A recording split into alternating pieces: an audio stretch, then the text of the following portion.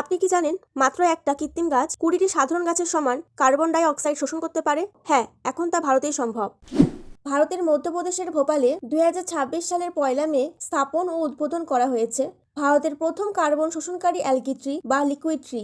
ভোপালের স্বামী বিবেকানন্দ পার্কে মধ্যপ্রদেশের সমবায় মন্ত্রী বিশ্বাস সারং এটি উদ্বোধন করেন ভোপাল স্মার্ট সিটি প্রকল্পের অধীনে, এবং মাশরুম ওয়ার্ল্ড গ্রুপের দীর্ঘ 2 বছরের গবেষণার পর এই পরিবেশ বান্ধব বায়োডিভাইসটি জনসম্মুখে আনা হয়। এর বিশেষত্ব ও ক্ষমতা: এটি কোনো সাধারণ গাছ নয়, এটি একটি বায়োফিল্ট্রেশন ডিভাইস। এর ভিতরে থাকা বিশেষ ধরনের শৈবাল বা অ্যালগি সালোকসংশ্লেষ প্রক্রিয়ার মাধ্যমে বাতাস থেকে কার্বন ডাই অক্সাইড, PM2.5 এবং PM10 এর মতো ক্ষতিকর উপাদান শুষে নেয়।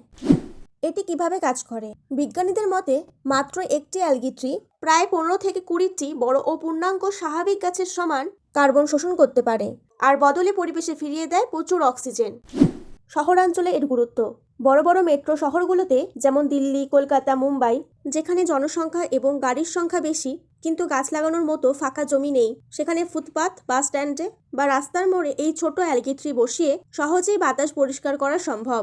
তবে মনে রাখতে হবে, এই প্রযুক্তি প্রাকৃতিক বনের বিকল্প নয়, বরং ঘনবসতিপূর্ণ শহরের বায়ু পরিশোধন করার একটি সাপোর্ট সিস্টেম বা আধুনিক পরিপূরক মাত্র।